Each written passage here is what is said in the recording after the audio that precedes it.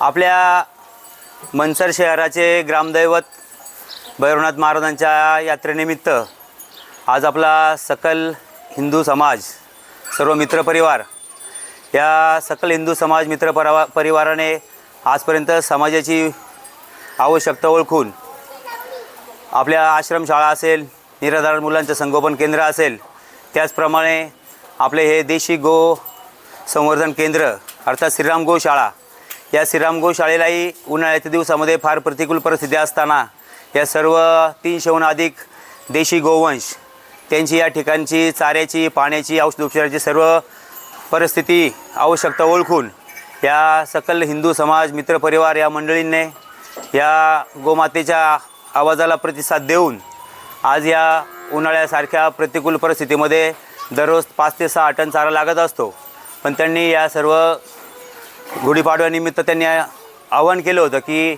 आपण या श्रीराम गोशाळेची ज्या गायी आहेत त्यांची आवश्यकता ओळखून त्यांना चाऱ्या पाण्याच्या स्वरूपात जी काही आपल्याला यथाशक्ती मदत करता येईल ती त्यांनी आज या दिवशी सर्वजण एकत्र येऊन आज या गायींसाठी 7 ते 8 टन मक्याचा हिरवा असा उत्कृष्ट गुणवत्ता असलेला दर्जेदार चारा यांनी गायींसाठी आणलेला आहे।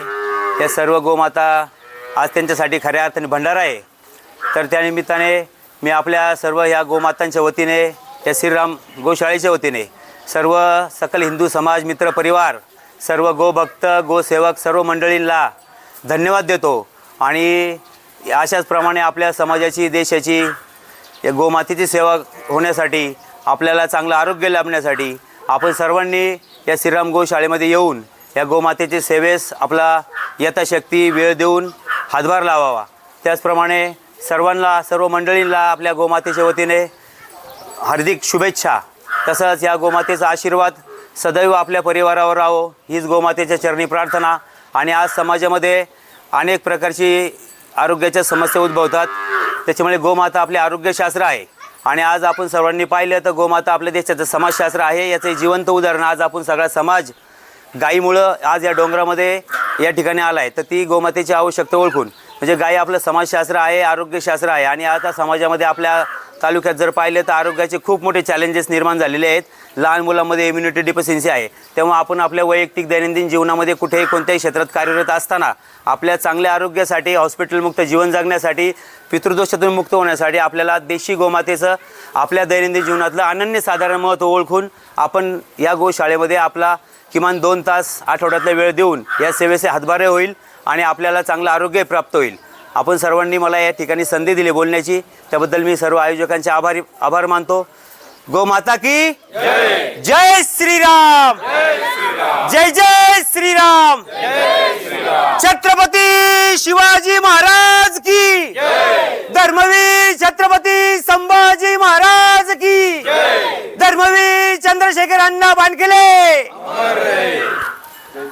जय श्रीराम, जय श्रीराम।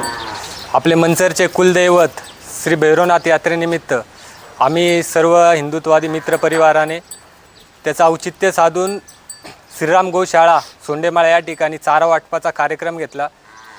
इथं आल्यानंतर जाणवलं की इथं 300+ भाकड अशी गोवंश जनावरं आहेत। सध्याची परिस्थिती बघता उन्हाळ्यामुळे पाणी, चारा, त्यांच्या निवाऱ्याची भरपूर समस्या इथे उपलब्ध आहे। तर आम्ही आमच्या परीने आमच्या मित्रपरिवाराने या ठिकाणी जमेन त्या पद्धतीने मदत करून त्यांना फुलाची पाकळी म्हणून चाऱ्याचं नियोजन केलं होतं।